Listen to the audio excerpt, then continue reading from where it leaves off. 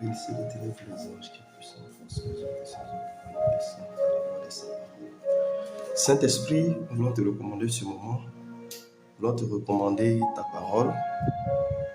Conduis-nous pendant ce moment, que nous soyons effacés, que ton esprit vienne prendre le contrôle.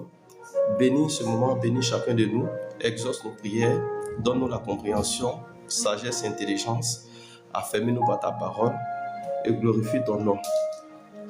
Nous te disons merci, que le sang et la chair se taisent, mais que ton esprit s'imprègne le contrôle. Au nom puissant de Jésus-Christ. Merci Saint-Esprit. Merci pour ta grâce. Merci pour ta fidélité. Au nom de Jésus-Christ. Merci Saint-Esprit. Shalom, shalom, soyez bénis dans le nom puissant de Jésus-Christ. Partout où vous vous trouvez, que la grâce du Seigneur Jésus soit avec vous. Je déclare que le sang de l'Alliance marque vos maisons, marque vos familles. Il est écrit en Apocalypse 12, verset 11, ils l'ont vaincu à cause du sang de l'agneau. Que la marque du sang de l'agneau t'exempte de toute attaque. Que tout combat spirituel cesse maintenant même. Que toute situation compliquée se transforme en solution maintenant même. Pendant que nous explorons la parole de l'Éternel, que la solution soit accordée à ta semaine, que la solution soit accordée pour tes factures, pour tes loyers, pour tes dépenses, pour tes projets, pour tes prêts, que la solution soit accordée dans le nom de Jésus-Christ. Je prie pour tous ceux qui sont malades, tous ceux qui présentent des infirmités, des afflictions, des revers, des douleurs, tous ceux qui ont des maladies incurables. Que la miséricorde de Dieu s'installe dans vos vies, que l'Éternel intervienne dans vos maisons, qu'il intervienne sur la vie de vos enfants, qu'il intervienne dans vos organes, quel que soit l'organe qui est touché, qu'il intervienne dans le cœur, dans le foie, dans le pancréas, dans les intestins, dans les reins, dans le dos, dans le muscle, dans ta respiration, qu'il intervienne dans ton sang, toute maladie dite héréditaire, maladie familiale, que le Saint-Esprit te délivre, que le Saint-Esprit te guérisse, que tout ce qui est problème d'insuffisance rénale, que le Saint-Esprit te guérisse, tout ce qui est un problème de crise cardiaque, que le Saint-Esprit te libère. Je déclare que la mort n'a pas le pouvoir, la mort n'aura pas le pouvoir sur ta vie en ce mois de juin. Que tu sois exempté, que ta maison soit exemptée dans le nom puissant de Jésus-Christ. Je déclare ta délivrance, je déclare ta libération, tout opprobre, toute humiliation, tout projet du diable, toute programmation, toute force qui a été brisée, que le Saint-Esprit te libère. Il est écrit, l'Éternel a envoyé sa parole, il guérit son peuple par sa parole et il libère son peuple de la force. Que l'Éternel te guérisse par sa parole, que l'Éternel te fasse sortir de la force, que l'Éternel te fasse sortir de la prison satanique, que l'Éternel te libère des chaînes de Satan, que l'Éternel te libère de tout ce qui est lien, tout ce qui est malédiction générationnelle, malédiction familiale, que le sang de l'Alliance efface maintenant même les marques de l'ennemi sur ta vie. Toute porte de l'ennemi soit fermée maintenant même dans le nom puissant de Jésus-Christ. Je déclare que tout esprit qui a l'œuvre de la pauvreté dans ta vie, tout esprit qui a semé le blocage, qui a empêché tes entreprises, qui a empêché ton travail, ton salaire, tout esprit de main sèche, tout esprit de main trouée, maintenant même soit brisé par le sang de l'agneau. Que tout esprit qui t'a rendu esclave de la pauvreté te libère. Que l'onction de Dieu te restaure, que l'onction de Dieu restaure tes finances. Qu'au travers de ce message, que le Saint-Esprit te délivre de toute montagne de pauvreté. Au nom puissant de Jésus-Christ. Sois béni depuis ta position.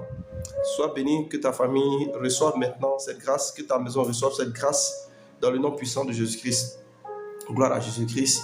Ce soir, nous allons terminer notre enseignement sur comprendre la prospérité. Depuis le mois de mai, nous avons commencé. Nous sommes pratiquement à la fin de ce message et l'onction continue de faire son œuvre. Dans le psaume 103, à partir du verset 20, il est écrit « Bénissez l'Éternel, vous les anges qui êtes puissants en force, qui exécutez ses ordres en obéissant à la voix de sa parole. » Donc, il y a des anges de Dieu qui sont présents ici en ce moment. Ils obéissent à la voix de l'Éternel et ils interviennent au son de ma voix. Pendant que tu entends le son de ma voix, les anges de Dieu maintenant interviennent dans ta maison, interviennent dans ta vie pour débloquer les situations, pour exaucer la parole de Dieu. Alléluia. Donc, comprendre la prospérité selon Dieu, on parle d'abord d'une alliance entre Dieu et ses enfants, c'est-à-dire la parole de Dieu. Alléluia. Abraham a marché avec la parole de Dieu. Abraham a marché avec cette alliance. Et c'est cette alliance qui a permis à Abraham de rentrer dans les promesses de Dieu. il y avait des piliers concernant la prospérité. Le premier pilier, c'était l'alliance, la parole de Dieu. Le second pilier, c'est la consécration. Le troisième pilier, c'est l'engagement, le dévouement avec cette parole. Le quatrième pilier, c'est l'affection, c'est-à-dire l'intimité avec le Saint-Esprit.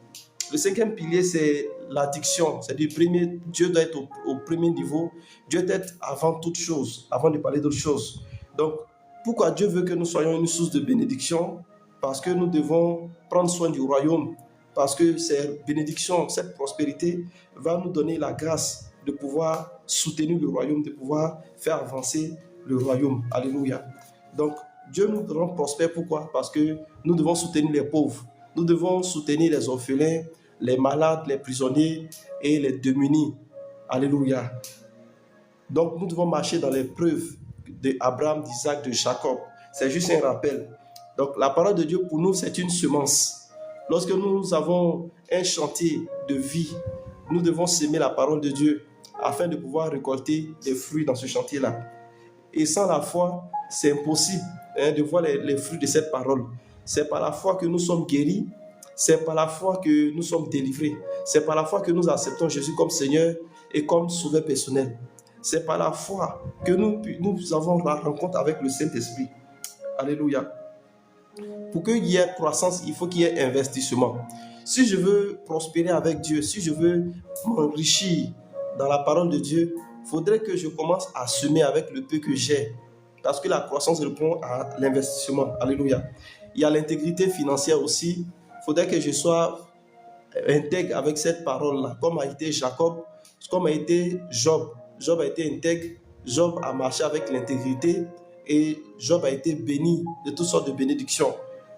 Donc Dieu bénit encore ceux qui sont intègres. Il faut savoir donner parce que donner, c'est comme, comment on appelle ça, c'est comme faire ce que Dieu a fait. Dieu a donné son Fils unique afin que nous soyons sauvés. Donc il y a plusieurs manières de donner. Selon Dieu, quand Dieu dit de donner, il y a d'abord la dîme qui concerne la 10e partie. Ce qui concerne Dieu, c'est de la part de Dieu.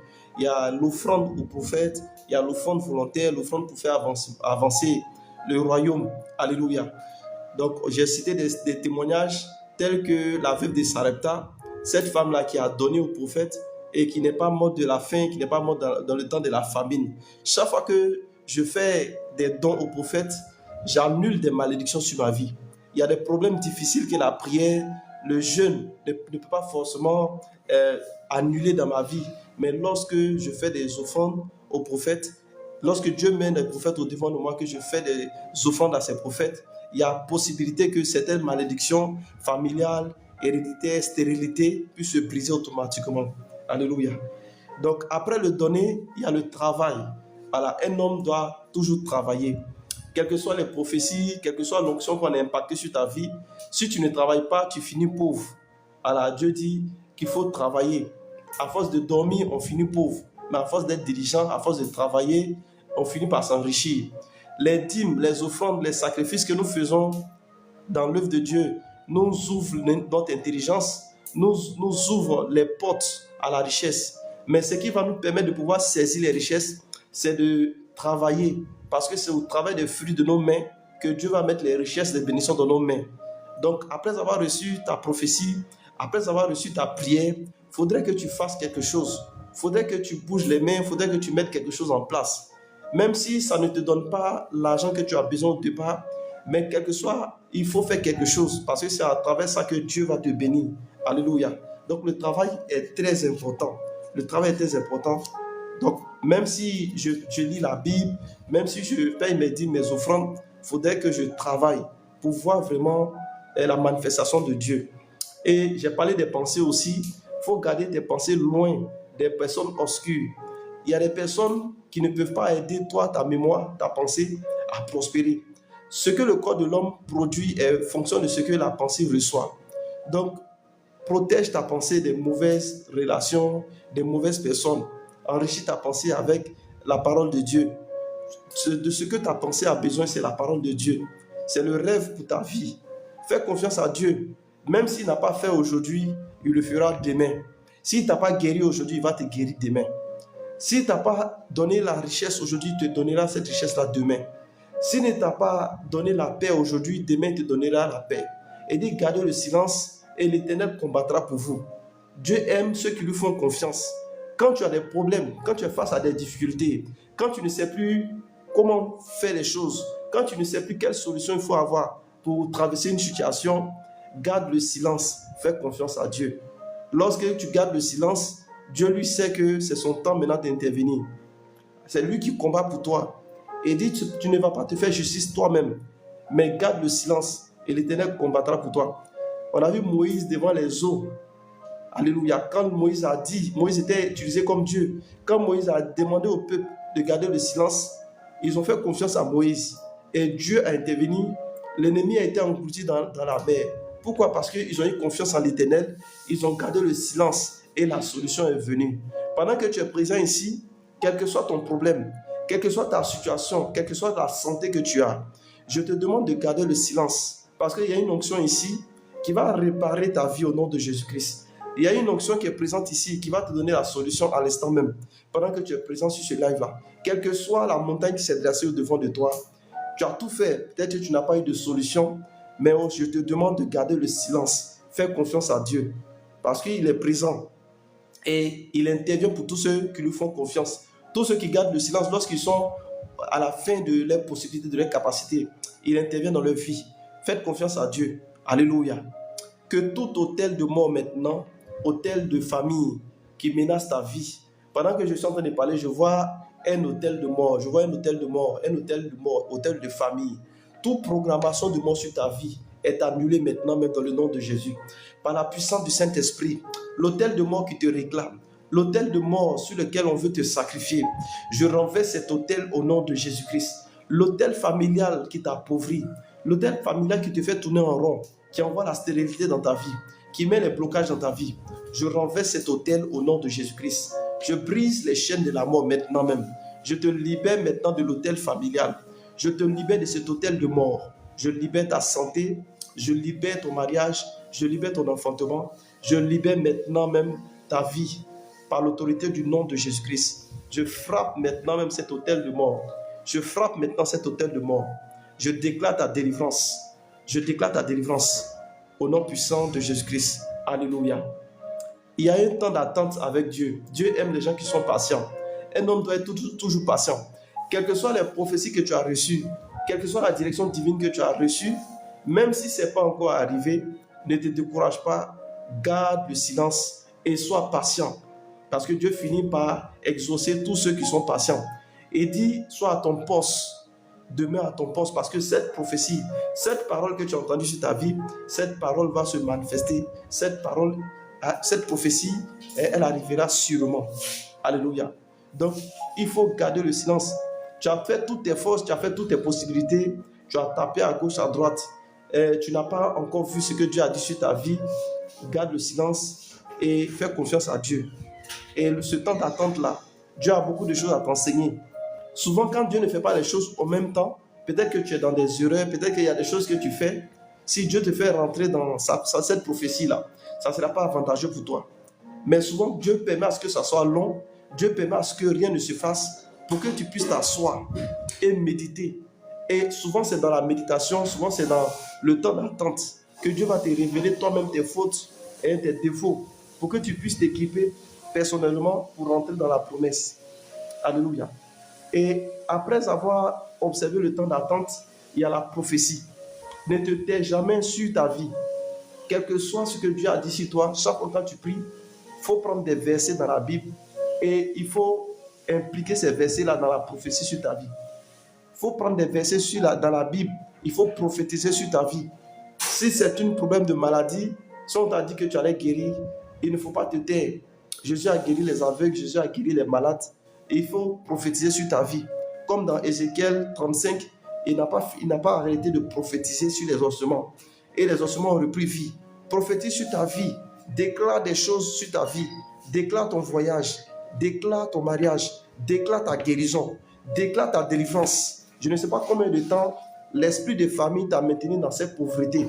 Je ne sais pas combien de temps l'esprit de famille t'a attaqué avec cette maladie. Je ne sais pas combien de temps l'esprit de mort t'a poursuivi, mais continue de déclarer la résurrection. Continue de déclarer ta délivrance. continue de louer Dieu, continue d'adorer Dieu. Paul et Pierre ont adoré Dieu dans la prison. Ils ont été libérés par l'ange de Dieu. Dans l'adoration, Dieu enverra son ange pour te libérer. Daniel était dans la fosse au lion. L'Éternel a envoyé son ange et il a fermé la gueule du lion. Donc, continue de prophétiser sur ta vie jusqu'à ce que tu voies ta guérison. Prophétise sur ta vie jusqu'à ce que tu voies ton entreprise. Prophétise sur ta vie jusqu'à ce que tu voies ta liberté. Jusqu'à ce que tu aménages ce mariage. Jusqu'à ce que cet enfantement vienne. Ne te décourage jamais. Il faut prophétiser. La Bible déclare que la vie et la mort est au bout de notre langue. Alléluia. Si tu décides de fermer ta bouche, c'est que tu as décidé que la mort vienne prendre le contrôle de ta vie. Mais si tu veux la vie, si tu veux ton exaucement, si tu veux ton accomplissement, prophétise sur les différents quartiers de ta vie. Prophétise jusqu'à ce que le temps de ton exaucement arrive. Ne te tais jamais. Parce que chaque nuit, les ennemis de ta vie, ils sont dans les ténèbres et ils déclarent des malédictions sur ta vie. Chaque nuit, tes ennemis s'élèvent à une certaine heure pour déclarer le malheur sur ta vie, pour empêcher la bénédiction dans la journée. Alléluia. Jésus, lorsque les apôtres dormaient, Jésus était en éveil. Il dit la nuit, c'est la nuit que les choses sérieuses se passent. Mais il venait trouver les apôtres qui étaient endormis. Mais il disait la nuit, c'est fait. Pendant que vous dormez, l'ennemi vient s'aimer le malheur pour que la journée se passe mal. Donc, ne vous taisez pas, il faut prophétiser. Il faut prophétiser sur ta vie jusqu'à ce que tous les plans de tes ennemis soient annulés. Et secondement, il faut remercier le Seigneur. N'oublie pas de remercier. Dieu aime l'action de grâce, Dieu aime le remerciement. Vous avez vu devant les 5000 personnes, Jésus avait que 5 pains et 2 poissons. Les apôtres n'avaient pas idée de ce que le Seigneur allait faire. Mais la Bible déclare qu'il a rendu grâce. Les 5 pains et les 2 poissons sont multipliés pour les 5000 personnes qui étaient présentes. Et il y a eu la nourriture pour tout le monde jusqu'à ce qu'il y a eu encore 12 paniers qui étaient là. Alléluia. Donc, à toute chose, il faut rendre grâce à Dieu. Si quelque chose n'a pas marché, ne t'appuie pas sur ta colère, sur ton découragement, mais apprends à dire merci à Dieu. Si tu as une petite chose que tu veux que ça devienne beaucoup, apprends à dire merci à Dieu pour le peu qu'il t'a donné. Dis-lui merci pour la maison qu'il t'a donnée avant d'avoir une grande maison. Dis-lui merci pour les vêtements que tu as, pour qu'il te donne encore plus de vêtements. Dis-lui merci pour les enfants que tu as. Dis-lui merci pour ta santé, pour qu'il te donne encore plus d'enfants. En toute chose, continue de dire merci à Dieu, car l'action de grâce va multiplier encore le peu que tu as. Devant la tombe de Lazare, il a rendu grâce et Lazare est ressuscité. Donc continue de rendre grâce à Dieu pour que tout ce qui est mort dans ta vie ressuscite. Alléluia. Donc nous avons une responsabilité que nous ne devons pas oublier. La Bible déclare que nous devons avoir une responsabilité envers nos parents. La Bible déclare d'honorer nos parents. Alléluia. Donc, quelles que soient les discussions que tu as avec tes parents, devant Dieu, tu n'auras jamais raison. Alléluia. Devant Dieu, tu n'auras jamais raison de maudire tes parents. Il est écrit, celui qui maudit ses parents, sa flamme s'éteint. Alléluia. Donc, les parents que Dieu te donne, il faut les honorer. Si Dieu te donne les moyens de manger, il faut les honorer aussi avec la nourriture. Si Dieu te donne les moyens de t'habiller, il faut les honorer aussi avec des vêtements. Tout ce que tu peux faire pour les honorer. Quelqu'un me dira, il y a la sorcellerie dans la vie de ses parents. Si tu penses qu'il y a la sorcellerie, même avant de faire les dons, donne ça à l'homme de Dieu. L'homme de Dieu prie dessus et puis honore tes parents. Parce que la Bible déclare que c'est ce qui aussi va t'assurer aussi la longévité. Alléluia. Il y a la responsabilité envers nos familles aussi. Quand je parle de famille, je parle du couple. Monsieur, madame et les enfants. Si tu as décidé d'être en relation, d'être dans un couple, avoir des enfants, il faut prendre soin de ta famille pour ne pas que tes prières se bloquent. Si tu as des enfants que tu ne t'occupes pas de ces enfants, tes prières ne sont pas évident que tes prières montent. La femme avec qui tu as eu les enfants aussi, c'est pas évident aussi que les prières montent. Alléluia. C'est pas évident que les prières montent. Donc pour ne pas bloquer tes prières, pour ne pas que la pauvreté règne dans ta vie, si tu as une famille, prends soin de ta famille. La Bible déclare que l'homme doit aimer sa femme. Donc ce que tu as, tu fais de bien pour toi. Le salaire que tu as, profite de ce salaire-là. Prends soin de ta femme, prends soin de tes enfants, afin que la prospérité de Dieu vienne dans ta vie. Au niveau de la femme aussi, la Bible déclare d'être soumise à l'homme. Donc la femme ne peut pas dire qu'elle va diriger la tête de l'homme ou bien diriger les décisions à la place de l'homme. Alléluia. C'est parce que Dieu a demandé. La femme est une aide pour l'homme. La femme a été tirée de l'homme. selon la Bible. Si chacun fait ce qu'il doit faire, c'est sûr que la prospérité va venir. Mais tant que l'homme ne va pas respecter ce qu'il doit faire, la femme ne va pas respecter ce qu'elle doit faire, vous avez signé pour la pauvreté. Pourquoi souvent des foyers chrétiens demeurent pauvres? Parce que l'homme ne fait pas ce qu'il doit faire, la femme aussi ne fait pas ce qu'elle doit faire. Les enfants sont là, ils sont livrés à eux-mêmes. Et ils n'ont pas demandé à venir. Et Dieu, il regarde tout ça. Si vous ne vous comprenez pas en vous-même, c'est que vous n'êtes pas digne de prospérer avec Dieu. Donc la prospérité selon Dieu, ce n'est pas simplement les dîmes, les offrandes, mais c'est une manière de vie, c'est une nouveauté de vie. Quand on parle de nouveauté de vie, c'est que tu décides d'être un exemple de Christ. Tel que Christ était un exemple, toi aussi tu décides d'être un exemple. Alléluia. Il faut garder vos yeux sur la charrue. C'est-à-dire quand tu as décidé de donner ta vie à Jésus, ne regarde plus derrière. Il faut laisser tes anciennes habitudes, ton ancien comportement. Même si Dieu a commencé à te donner les moyens, Dieu a commencé à te donner les capacités, il faut laisser tous tes anciens comportements d'avant. Et puis reprendre dans la nouveauté de vie. Alléluia. Il faut veiller sur ces choses-là pour que Dieu puisse réaliser sa parole. Dieu l'a fait avec Abraham, Dieu le fera aussi pour toi. Le thème du message d'aujourd'hui, ce sont les détails sur lesquels il faut veiller. Il y a des détails sur lesquels il faut veiller. Alléluia. Il y a des détails sur lesquels il faut veiller. Gloire à Jésus-Christ. Il faut apprendre à pardonner à ton prochain. Sûrement, peut-être quelqu'un te doit de l'argent et il est incapable de payer ce crédit-là. Alléluia. Voilà, mais ça va faire mal ce que je vais te dire. Mais si tu sens que quelqu'un te doit de l'argent, il n'est pas capable ou il est incapable de payer ton crédit, il faut lui pardonner. C'est ce que Dieu dit. Ce n'est pas normal qu'un homme terrorise un autre homme. Ce n'est pas normal qu'un homme mette la peur dans la vie d'un autre homme. Devant Dieu, ce n'est pas normal. Et un homme qui met la peur, qui terrorise la vie d'un autre homme, souvent tu peux avoir des blocages. La vie de tes enfants, ta famille aussi peut avoir des blocages. Parce que toi, tu as la paix, mais parce que tu as reçu un peu de pouvoir, tu terrorises la vie d'autrui. Donc, si tu sens que quelqu'un te doit de l'argent, qu'il est incapable de te donner, qu'il n'a même pas la capacité de te rembourser ce qu'il te doit, si tu peux, il faut pardonner la personne. Il y a des grandes choses que Dieu va manifester envers toi pour ton action que tu as posée. Alléluia. Donc, apprends à pardonner. Les gens t'ont fait du mal dans le passé. Aujourd'hui, tu marches avec Christ. Si Dieu te bénit, si Dieu t'enrichit, si Dieu te restaure, ne sois pas rancunier envers ceux qui t'ont fait du mal dans le passé. Alléluia. Regarde le futur, marche dans le futur et puis abandonne les douleurs, les problèmes de douleur, les non-pardons, tout ça, il faut abandonner. Quelqu'un qui ne pardonne pas, Dieu aussi ne lui pardonne pas. Alléluia. Si tu veux marcher dans une nouveauté de vie, si tu veux vraiment voir la prospérité de Dieu dans ta vie, apprends à pardonner à ceux qui t'ont fait du mal. Apprends à libérer ton cœur. Alléluia. Ça fait partie aussi de l'alliance. Dans le livre de Matthieu 18, à partir du verset 23 à 35.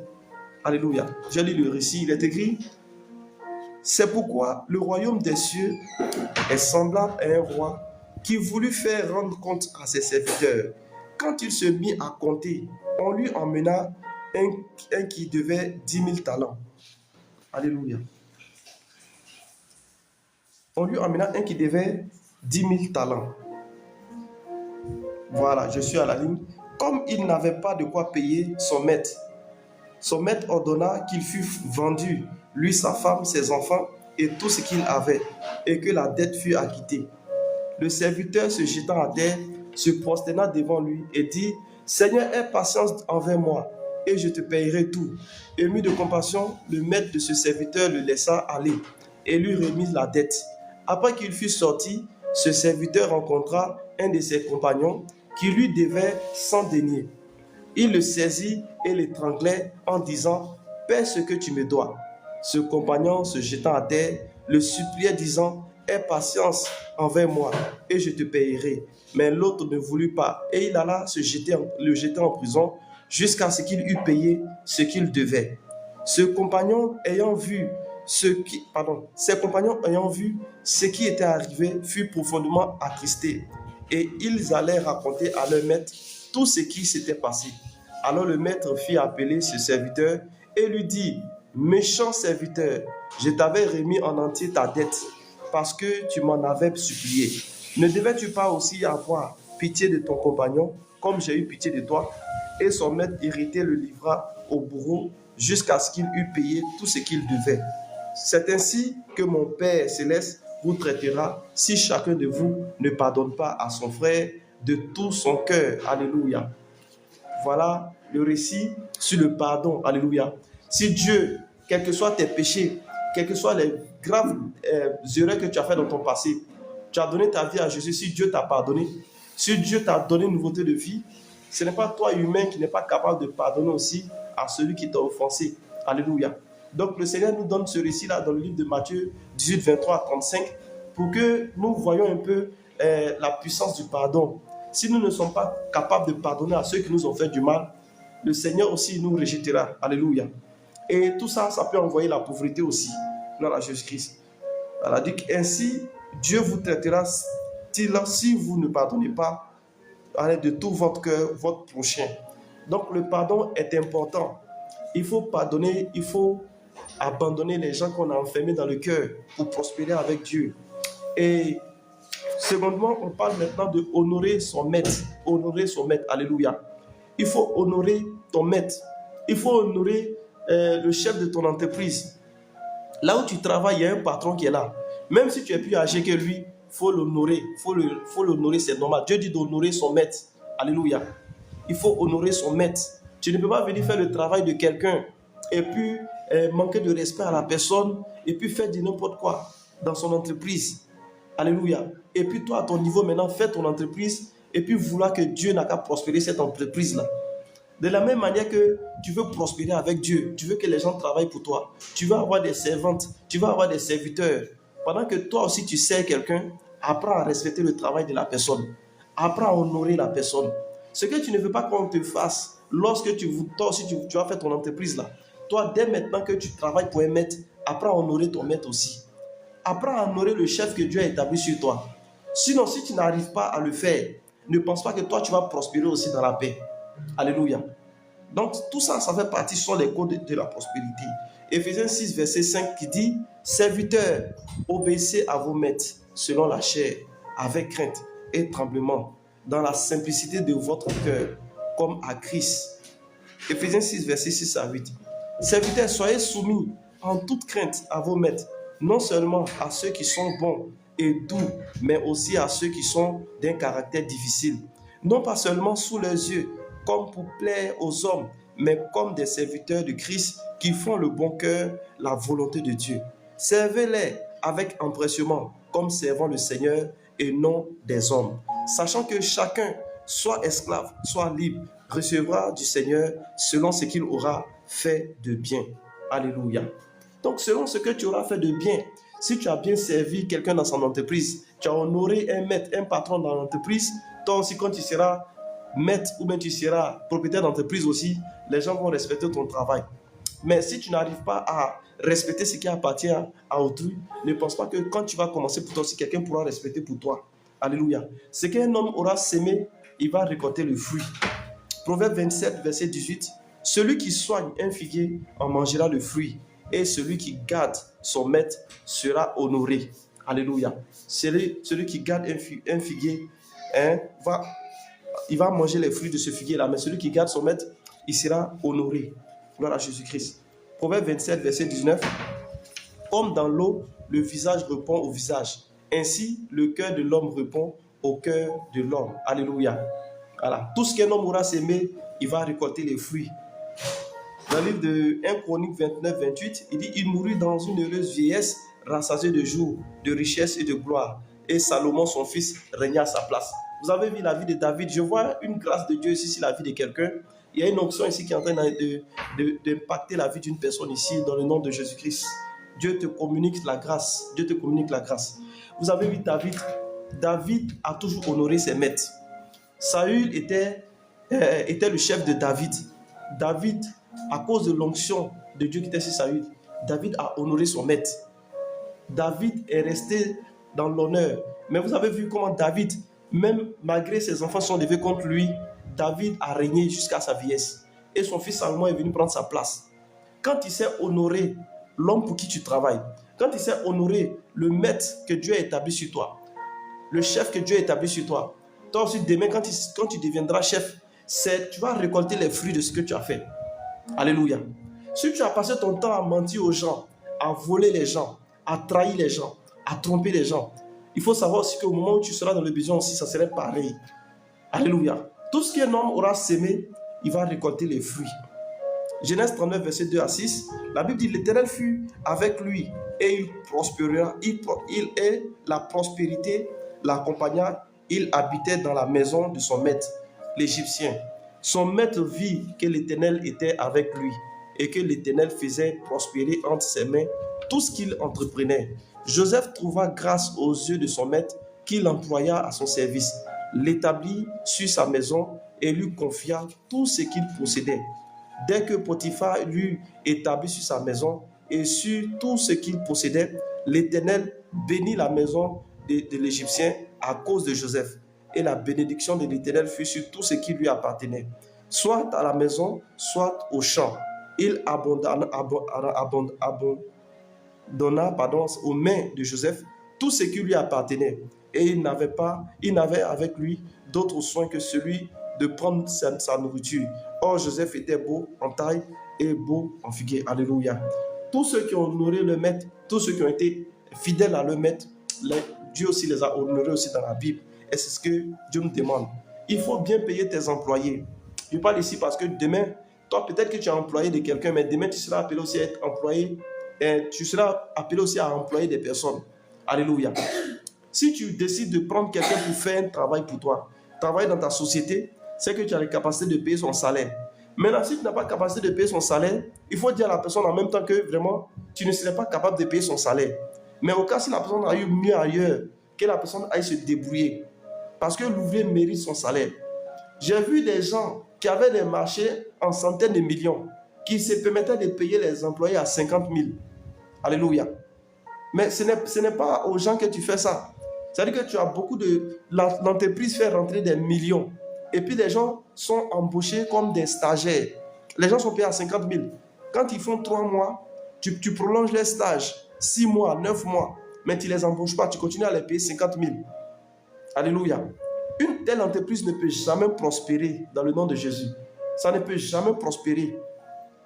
Quand tu embauches quelqu'un en fonction de son diplôme, en fonction de son niveau d'études, il faut l'évaluer, il faut le payer son salaire. Si tu as embauché une servante chez toi à la maison, il faut lui payer. On a donné le SMIC. Si tu vois que tu ne peux pas respecter le SMIC, voilà, ce n'est pas normal. Il faut lui faire comprendre que vraiment, toi, ta situation, voilà ce qui est là. Mais si au cas où elle a eu un travail mieux que ce que toi tu es en train de lui donner, le salaire que toi tu lui donnes, qu'elle cherche ailleurs, il faut toujours bien faire les choses. Quand tu embauches les gens, il faut leur payer leur salaire. Parce que les hommes ne te voient pas quand tu réagis envers les gens. Mais Dieu qui est là, sa parole veille sur ce que tu fais. Alléluia.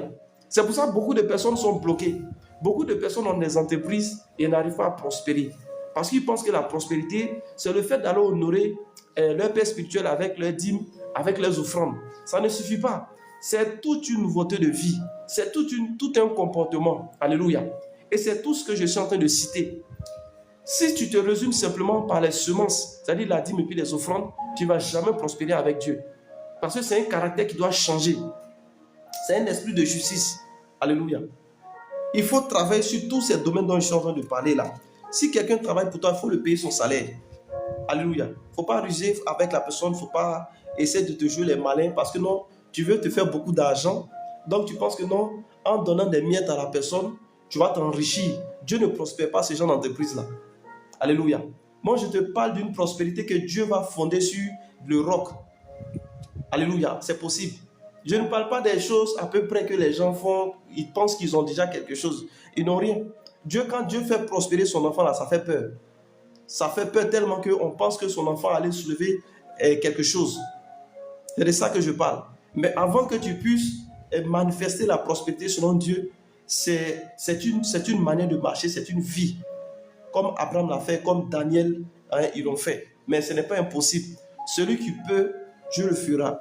Celui qui se dispose, Dieu le fera. Alléluia. Il faut prendre ton travail au sérieux. Il y a beaucoup de gens qui mettent leur travail dans la plaisanterie. Quel que soit le travail que tu fais, il faut prendre ton travail au sérieux. Si tu ne prends pas ton travail au sérieux, il n'y aura pas de sérieux qu'on appelle ça autour de toi. C'est-à-dire que Dieu ne peut pas enrichir quelqu'un qui ne prend pas son travail au sérieux. Parce que Dieu même là, Dieu est au sérieux quand il fait les choses. Lorsque Dieu décide de te prendre comme son partenaire, de signer un contrat, une alliance avec toi, c'est-à-dire que c'est dans le sérieux qu'on respecte la parole de Dieu. Le travail là, ça ne vient pas de l'homme. Le travail là, c'est Dieu qui a installé le travail. Donc le travail là, c'est une seconde prière qui est là pour que quelqu'un prospère. Donc Dieu, quand Dieu te donne du travail, même si ce travail là ne te donne pas un gros salaire, il faut prendre ton travail au sérieux. Si quelqu'un veut jouer avec ton travail là, il faut l'éloigner de toi. Il ne faut pas jouer avec ton travail. Si tu commences un travail, même si ce travail là, ce n'est pas un travail qui t'apporte des millions. Si quelqu'un veut te prendre pour un comédien, pour un guignol, la personne veut jouer avec ton travail, il faut l'écarter de toi-même. Écarte-le de toi. Parce qu'il joue avec ta prière. Le travail, ça vient de Dieu. Alléluia. Celui qui fait une activité qui ne se prend pas au sérieux, il ne peut jamais prospérer. Alléluia. Parce que rien ne vient, tout ce qu'un homme a là, ça ne vient pas dans le hasard. Tout ce qu'un homme devient, ce n'est pas dans le hasard, c'est dans le sérieux. Même si tu es au sérieux que les gens sont plaisantins autour de toi, si tu es au sérieux que les gens ne se prennent pas au sérieux, toi, continue de te prendre au sérieux. Continue de te prendre au sérieux dans ce que tu fais. Demain, ils vont s'asseoir et puis ils vont se rendre compte que ce que tu faisais là, tu savais où tu partais. Alléluia. Donc Dieu aime les gens quand ils ont un travail, quand ils ont une activité, ils sont au sérieux dans ce qu'ils font. Alléluia. Même s'il y a des boulots souvent qui font rire les gens, même si c'est des pousse-pousse, c'est des brouettes que tu es en train de pousser, il faut prendre ton travail de pousse-pousse là, il faut prendre ça au sérieux. Si c'est des papiers, c'est des lotus que tu vends, prends ton travail au sérieux, ne laisse personne plaisanter avec ton travail. Si quelqu'un plaisante ton travail, il faut savoir que ces personnes-là, il veut la mort de ton travail. Cette personne-là veut ta pauvreté, il n'aime pas ton bien. Alléluia. Éloigne les plaisantins de ton travail. Éloigne les amuseurs de ton travail. Les gens qui ne savent pas où ils s'en vont là, il faut les éloigner de ton business. Si ils ne te prennent pas au sérieux, toi tu te prends au sérieux. Celui qui t'aime, tu l'aimes. Celui qui ne t'aime pas, tu préfères ton travail. Alléluia. Mais si tu laisses les plaisantins venir jouer avec ton travail, la pauvreté est à ta porte. Quand tu regardes dans la Bible, quand on parle d'Abraham, quand on parle d'Isaac, quand on parle de Job et tout ça, ce n'est pas dans la plaisanterie qu'ils ont travaillé. Ils étaient intrépides. Ils ont élevé les animaux. Ils étaient vraiment sérieux dans tout ce qu'ils faisaient. C'est pour ça qu'ils ont réussi dans ce qu'ils faisaient. Ce n'était pas des plaisantins. Et ne permettaient pas de passer pour eux le travail. C'était comme une prière aussi. C'était comme une seconde prière. Alléluia. C'est pour ça qu'il faut toujours prendre le travail que Dieu te donne au sérieux. Tous ceux qui se prennent au sérieux réussissent. Souvent même, on n'a pas besoin même d'aller loin. On voit souvent même à la télévision, sur Internet, tu peux voir une personne qui commence une activité. Cette personne est sérieuse dans ce qu'elle fait. Cette personne est concentrée sur ce qu'elle fait. Pour les autres, ce qu'elle fait, c'est de la comédie, ça fait rire. Ou souvent même, ils ont une manière de critiquer, de dénigrer ce qu'elle fait. Mais la personne est concentrée sur ce qu'elle fait. Au bout d'un certain moment, on se rend compte que la personne commence à avoir des millions. La personne commence à faire des grands investissements. Et les jaloux commencent à se manifester maintenant. Et ils se demandent comment il a fait. Mais pendant qu'il était au sérieux, là, vous étiez dans la plaisanterie. Même si c'est des galettes que tu vends, il faut prendre ta vente de galettes au sérieux. Ne laisse personne venir jouer avec ton travail. Ne laisse personne venir plaisanter avec ce que tu fais. Parce que c'est comme ça que le diable, il invite les activités des gens pour les rendre pauvres. À force d'amusement dans ce que tu fais là, la pauvreté est là aussi. Alléluia. Donc, à partir d'aujourd'hui, il faut prendre tout ce que tu fais là au sérieux. Même si c'est toffee tu vends là, il faut prendre ton toffee là au sérieux. Parce que quelqu'un va venir te voir un jour dans ton sérieux et c'est là il va t'accorder la main pour que tu puisses rentrer dans les grandes choses. Souvent, la richesse, la prospérité, ce n'est pas forcément que ça tombe comme ça sur soi. Mais il y a des gens, souvent, ils ont besoin des gens sérieux. Quand ils voient que tu es engagé, tu es sérieux dans ce que tu fais, il peut te confier quelque chose de grand. Alléluia. Moi, je donne un témoignage. En 2015, par là, je vous ai dit, j'ai fait pratiquement 7 ans, 6 ans, je n'avais pas d'endroit pour dormir, où j'étais dans la rue, je me promenais dans les rues. Il y a un monsieur qui m'a remarqué. À la Palmeraie. J'avais besoin de maison. Mais le monsieur a remarqué que chaque jour quand il me voit, je suis sous le soleil. La nuit même, à partir de 23h, minuit, je suis en train de me... Il voit que je suis sérieux. Je suis en train... Ce que je fais là, même si ça ne m'a pas enrichi automatiquement, le monsieur m'a remarqué, il voyait que vraiment j'étais concentré. J'avais juste besoin d'un peu de force. Et un jour, ce monsieur il me voit, il m'appelle. Je viens, je suis surpris. Il me donne les clés d'un appartement chambre-salon. Il me dit, voilà, cette maison-là, je devais déménager avec ma famille. Mais je me suis rendu compte que la maison où j'habite sera avantageux par rapport à cette maison-là. Donc, je préfère rester dans la maison où je suis. Mais comme je ne veux pas perdre aussi cette maison-là, je sais que toi, tu es quelqu'un qui est intrépide. Tu es quelqu'un qui travaille dur, tu ne dors pas. Je sais que si je te donne les clés de cette maison-là, j'ai déjà payé la caution, tout. La maison est déjà équipée, il y a déjà tout dedans. Je sais que si je te donne les clés de la maison, je sais que tu seras capable de pouvoir payer le loyer de la maison. Et ce qu'il a dit, ce n'était pas faux. Parce que j'avais des entrées, j'avais des grandes entrées. Mais pour que je puisse avoir comme ça 800 000, 600 000, c'est-à-dire la caution d'une maison comme ça d'un trait, c'était difficile. Tout ça, c'était les combats avec le monde spirituel. Mais lorsqu'il m'a fait cette grâce-là, Dieu a fait grâce. Chaque mois, je payais la maison. Je venais lui montrer le reçu parce qu'il avait déjà payé la caution. Alléluia. Donc, imagine si je m'asseyais avec les plaisantins pour rire. C'était la première maison même qui m'a fait sortir de la rue. C'était quelque part au Rosier ici. Alléluia. Imagine si ce dernier-là, s'il me voyait assis dans des coins de Bel-Air, en train de boire Bel-Air, il me voyait avec des plaisantins pendant que je travaille. Je suis en train de m'amuser avec des plaisantins, des gens qui ne savent pas où ils sont. Il n'allait jamais avoir ce courage de me donner les clés de la maison. Mais il a vu que chaque jour, quand il me voit, je suis en train de chercher des marchés, je suis en train de travailler juste sous le chaud soleil. Je me bats. Il a remarqué ça en moi. Et c'est ce qui a fait qu'il m'a donné la clé. Alléluia. Donc c'est comme ça. Il y a des gens même qui sont quittés de zéro, qui sont devenus des héros aujourd'hui. Ils ont vendu Lotus. Ils ont lavé mamite des femmes qui préparent dans les restaurants. Qu'est-ce qui les a élevés? Ce n'est pas parce qu'ils ont vendu des chips qu'ils ont été élevés aujourd'hui, ils comptent des millions aujourd'hui. Mais c'est quand ils travaillaient, les gens ont senti en eux que c'est des gens qui ne jouent pas avec leur travail. Il est cireur de chaussures, il ne joue pas avec son travail de cirage de chaussures. Il n'est pas dans la plaisanterie. Tout ce qu'il a à faire là, il prend ça au sérieux. Un jour, quelqu'un le voit, la personne a les moyens, et la personne le voit que c'est quelqu'un qui aime travailler. C'est quelqu'un qui est sérieux dans ce qu'il fait. La personne lui donne les moyens. Il a la maison aujourd'hui, il a la voiture aujourd'hui, il a tout ce qu'il veut. Et j'ai vu des gens comme ça qui ont dormi dans des maisons inachevées. Aujourd'hui, là, qui ont des villas, qui ont acheté des grosses voitures, qui ont des sociétés, même qui travaillent avec le gouvernement et tout. Mais ils sont sortis de la rue, ils sont sortis des maisons inachevées. Mais ça dépend du caractère qu'ils avaient, ça dépend de la vie qu'ils se sont donnés. Alléluia. Si tu vois aujourd'hui quelqu'un qui est habile dans ce qu'il fait, c'est que sa place se trouve auprès des rois. Si tu vois quelqu'un qui se prend au sérieux, quelqu'un qui prend son travail au sérieux, sa place se trouve auprès des rois. Ce n'est pas auprès des hommes obscurs. Mais si tu vois quelqu'un qui est plaisantin, il a un travail, il a une activité, et puis lui-même, il ne se prend pas au sérieux. Il s'habille n'importe comment. Quelqu'un, tu as besoin que ta tête se lève. Et c'est toi qui portes culotte, c'est pour toi qui portes débardeur, tu mets chaîne au cou, tu portes tapette 250.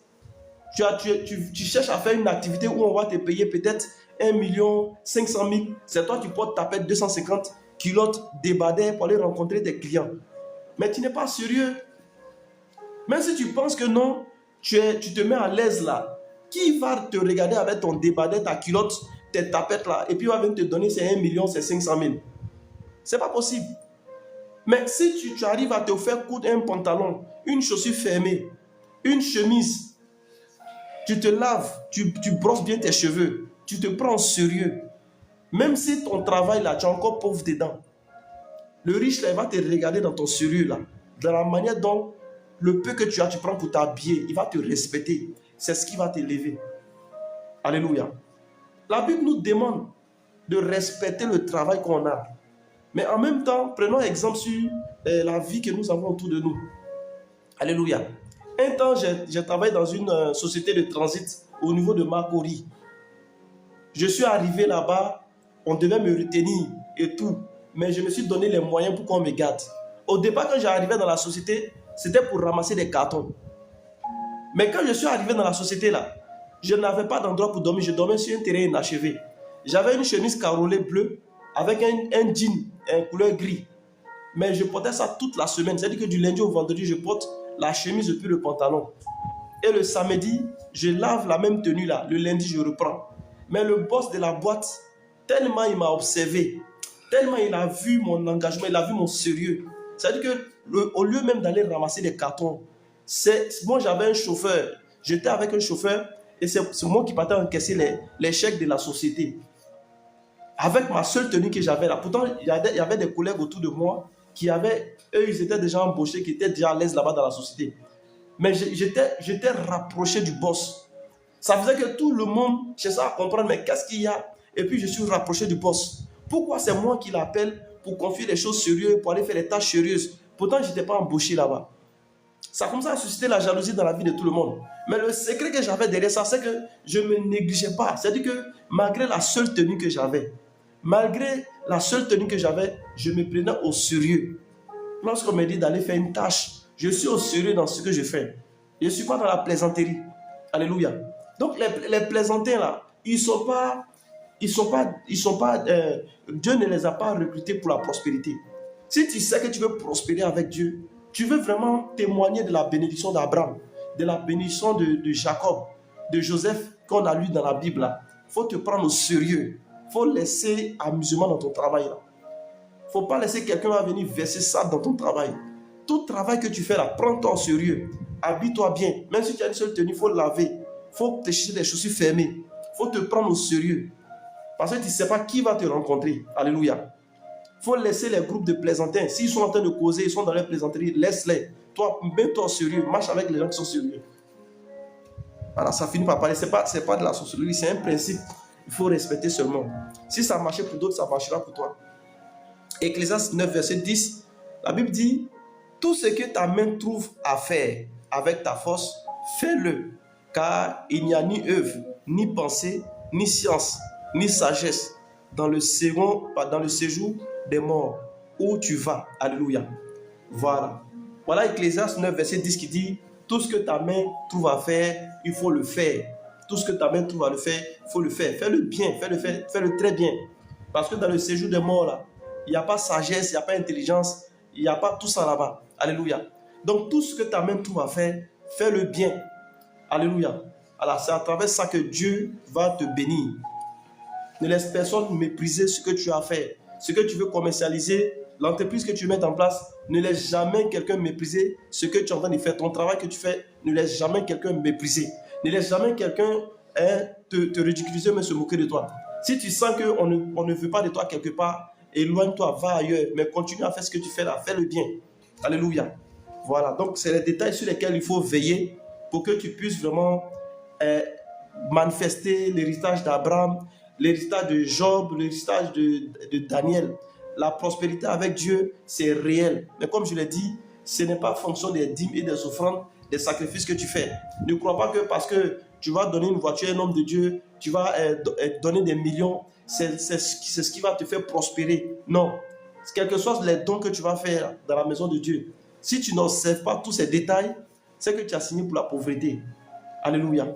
Parce que la parole de Dieu, là, c'est plusieurs choses que Dieu a demandées. Voilà, donc il faut t'arranger pour que l'obéissance vraiment soit établie au travers de tout ce que Dieu a demandé. Alléluia. Gloire à Jésus-Christ. Donc c'est ce que j'avais à partager avec toi ce soir. Alors j'espère bien que plus ou moins voilà, tu as retenu. Donc j'ai dit, apprends à pardonner à ceux qui t'ont offensé. Peut-être c'est ce qui envoie des blocages dans tes affaires. C'est ce qui envoie des blocages dans la confirmation, dans la finition de tes business. Apprends à pardonner à tous ceux qui t'ont fait du mal. Alléluia. Et secondement, si tu as des employés, si tu as des gens qui travaillent pour toi, il ne faut pas te jouer les plus malins. Il faut payer à César ce qui est à César. Paye le salaire de ceux qui travaillent pour toi. Si tu as réussi à embaucher quelqu'un, que tu sais que tu es incapable de payer son salaire, il faut le prévenir. Il faut lui dire ce que toi tu peux lui payer. Et s'il a eu mieux, il n'a qu'à aller chercher mieux. Voilà, sois honnête, sois ouvert. Voilà, tout ça, ça concourt aussi pour que ton entreprise aussi prospère. Tu travailles aussi pour un patron, pour un maître, Il faut le respecter. Il faut honorer le travail. Moi, j'ai travaillé dans le domaine des taxis compteurs. J'ai vu beaucoup de choses. Alléluia. J'ai vu beaucoup de jeunes qui disent qu'il n'y a pas de travail. On souffre. Ils font des permis et tout. Quand ça finit de marcher, il y a des pauvres personnes qui vont prendre le peu d'argent qu'ils ont pour payer des taxis, pour payer des voitures de transport, pour qu'eux aussi puissent se faire un salaire et permettre à ces personnes-là aussi de prospérer dans le transport. Mais une fois que la personne au volant de la voiture, c'est-à-dire que lui veut être plus riche que le propriétaire de la voiture. Il prend la voiture, il fait du n'importe quoi. Il roule ça comme il veut. C'est-à-dire que la personne, les millions qu'il investit dans le business, lui détruit ces millions-là parce qu'il a sa recette, ou parce qu'il a ce qu'il veut.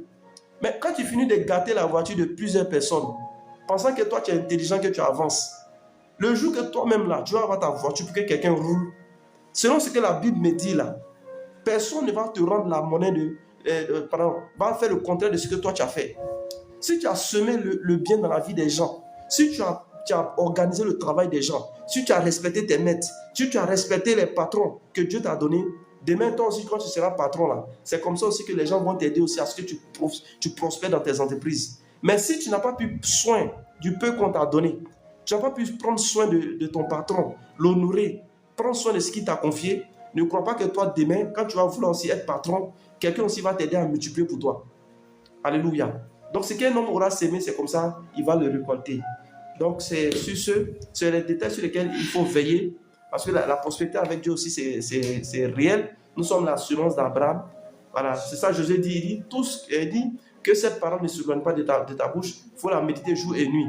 C'est ainsi que tu vas réussir dans tes entreprises. C'est ainsi que tu vas prospérer dans tous les quartiers de ta vie. Alléluia. Donc, je prie que la grâce de Dieu soit avec toi au nom de Jésus-Christ. Que Dieu te donne la sagesse, que Dieu te donne l'intelligence, que Dieu t'affermisse au travers de ce message-là dans le nom puissant de Jésus-Christ. Si tu n'es pas en bonne relation avec le Seigneur, si tu te culpabilises, tu vas dire avec moi, Seigneur Jésus, je te dis merci aujourd'hui d'avoir donné ta parole. Je veille sur ces paroles-là. Je décide de pardonner à tous ceux qui m'ont offensé. Je décide de payer mes employés. Je décide de payer à César ce qui est à César. Je décide, lorsqu'on me confie quelque chose, d'utiliser la chose, de travailler comme si c'était pour moi-même. Merci parce que tu as payé le prix pour moi. Je te reconnais comme mon Seigneur, comme mon sauveur personnel. Lave-moi de ton précieux sang. Sanctifie-moi par ta parole, car ta parole est la vérité. Pardonne mes erreurs du passé et ne me permets pas de tomber dans l'erreur. Saint-Esprit, c'est en tes mains que je recommande ces prières. Aide-moi, Saint-Esprit. Aide-moi à pardonner à ceux qui m'ont fait du mal. Aide-moi, Saint-Esprit, à faire le travail d'autrui, à bien faire le travail de mes maîtres, de mes patrons. Aide-moi, Saint-Esprit, à pouvoir mettre en pratique tout ce que j'ai entendu ce soir. Voilà, si tu as fait cette prière, sache que tu es béni et tu es déjà disposé à recevoir le travail dans le nom de Jésus. Tu es déjà disposé à prospérer dans ton entreprise parce que l'onction de prospérité est ici. Je prie que la grâce de Dieu s'attache à toi dans le nom puissant de Jésus-Christ. Alléluia. Je prie que tous ceux qui sont influencés par la sorcellerie, tous ceux qui sont influencés dans leur travail, dans leur demande de travail et dans les diplômes et tout, que le sang de Jésus te libère, que le sang de Jésus brise les malédictions de la sorcellerie sur ta vie, que tout ce qui t'a empêché aujourd'hui de travailler, que ça s'éloigne de toi maintenant même dans le nom de Jésus-Christ. Qu'au travers de ce message, que le Saint-Esprit te couvre de la grâce, que l'onction t'impacte, que ta vie ne soit plus jamais la même. Voilà, au nom puissant de Jésus-Christ. Alléluia. Gloire à Jésus-Christ. Vous êtes déclarés bénis dans le nom de Jésus-Christ. C'est là que nous allons nous arrêter aujourd'hui. Voilà, Florence, sois bénie depuis ta position. Voilà, sois bénie, Florence. Voilà, que la grâce de Dieu soit avec toi. Donc, c'est là que nous allons nous arrêter aujourd'hui. Je déclare que ta semaine est bénie. Je déclare que cette semaine, tu vas témoigner vraiment de la grâce de Dieu. Tout ce que tu n'as pas réussi à faire depuis le lundi, tout ce que tu as besoin, tout ce que tu en entends de recevoir, pendant que je suis présent ici, je prie maintenant que Dieu t'exauce dans le nom de Jésus, que Dieu te donne la grâce de payer ta maison, que Dieu te donne la grâce de payer tes factures, que Dieu te donne la grâce de payer toutes tes dettes, que Dieu te donne la grâce que tous ceux que tu t'attends à eux, qu'ils t'appellent, tous ceux qui ont décidé de te faire du bien, tous ceux qui ont décidé de te visiter, qu'ils se souviennent de toi, dans le nom puissant de Jésus-Christ, que tout ce que tu as comme fardeau, maintenant même soit déchargé dans le nom de Jésus-Christ, que la paix du Seigneur soit avec toi, avec ta maison. Que tout esprit de suicide, esprit d'agitation, esprit d'oppression, esprit de dépression, maintenant même te libère au nom puissant de Jésus-Christ. Que la marque du sang de Jésus enlève la mort dans ta maison et dans ta vie. C'est fait au nom puissant de Jésus-Christ. Alléluia. Alors, tu as fait cette prière avec moi. C'est là que nous allons clôturer. Voilà, merci Saint-Esprit. Oh, ils sont en train de mettre encore quelque chose sur l'écran là. Je ne sais pas pourquoi. Alléluia. Désolé. Voilà, merci Saint-Esprit. Tu vas dire avec moi, sûrement, la bonté de Dieu, sa miséricorde, nous accompagneront tous les jours de notre vie, alors que nous habitons dans la maison de l'Éternel, jusqu'à ce que Jésus revienne. Cette fois, Amen, c'est fait. Amen, Amen, Amen, Amen, Amen, Amen, Amen, c'est fait. Alors, gloire à Jésus. Vous êtes déclarés bénis. Alors, j'espère que tout le monde est en bonne santé ici. Alors, parce que s'il y a des malades, tu as une douleur en ce moment, tu peux lancer l'appel aussi. Je vais prier pour toi, pour que le Saint-Esprit te guérisse dans le nom de Jésus-Christ. Voilà. Maintenant, si ça va chez tout le monde, gloire à Jésus. Voilà, on va arrêter là. Et puis, on va se donner rendez-vous le samedi prochain.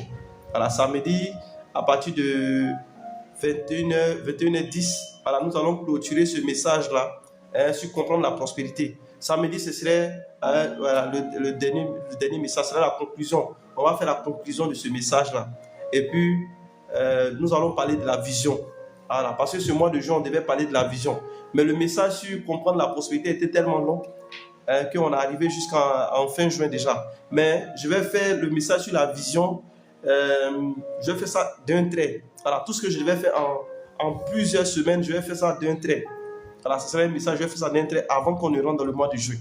Voilà, donc que la grâce de Dieu soit avec vous, que l'onction vous accompagne, que tout ce que tu as entendu, que l'Éternel mette son ange au devant de toi, que ce soit visible dans ta vie au nom de Jésus-Christ. Voilà, Dieu vous bénisse, que sa grâce repose sur vous. Shalom, soyez bénis. Shalom, Dieu vous bénisse.